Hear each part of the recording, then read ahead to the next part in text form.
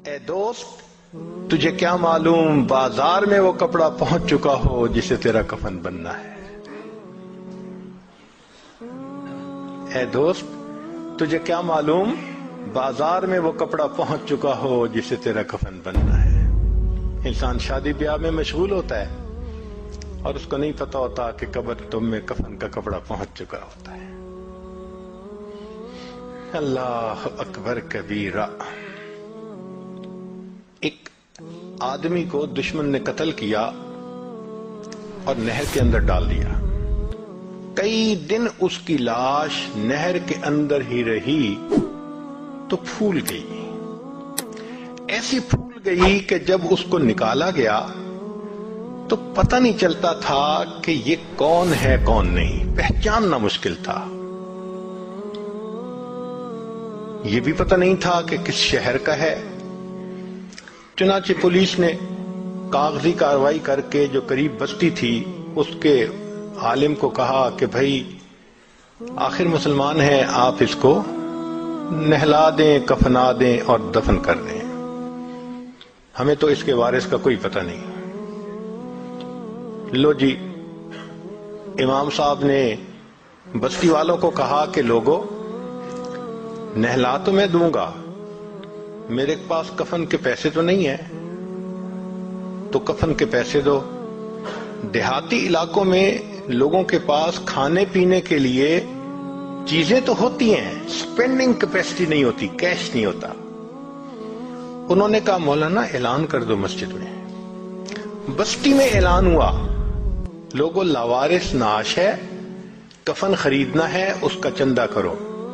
کوئی 5 روپے لایا، کوئی 10 روپے لایا۔ آدھا گھنٹہ اعلان ہوتا رہا لاوارث نعش، اور پھر جا کے پیسے پورے ہوئے تو اس کو کفن دے کے اس کا جنازہ پڑھا کے اس کو دفن کر دیا گیا۔ پولیس اس کی تفتیش میں تو لگی ہوئی تھی۔ 3 مہینے کے بعد کیس کی حقیقت کھلی تو پتہ چلا کہ وہ ایک علاقے میں ایک پورے گاؤں کا نمبردار تھا اور اس کی 4 مربع زمین تھی جس میں فروٹ کا گارڈن بنا ہوا تھا، کروڑوں پتی تھا، کروڑوں روپیہ اس کے بینک اکاؤنٹ میں تھا، اور اس کے 4 جوان العمر بیٹے تھے۔ 4 بیٹے ہیں، کروڑوں پتی ہے، بینک میں کروڑوں روپیہ ہے، لیکن اس کو کبھی پتہ نہیں تھا جب میں مروں گا میرے کفن کے لیے آدھا گھنٹہ چندہ کیا جائے گا۔ وارث مان نہ کری وارثاں دا، رب بے وارثا کر مار دے۔ فرماتے ہیں کہ اے وارث تو اپنے وارثوں کا مان نہ کرنا، اللہ تعالیٰ کبھی کبھی بندے کو لاوارث کر کے مار دیا کرتے ہیں، کیا پتہ کس حال میں موت آئے۔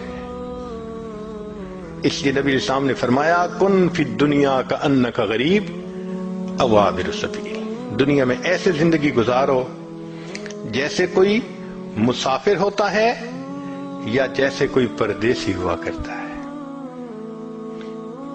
جو پردیسی ہوتے ہیں نا ان کے ذہن میں ہر وقت ہوتا ہے ہم نے واپس جانا ہے، ہم بھی یہاں پردیسی ہیں۔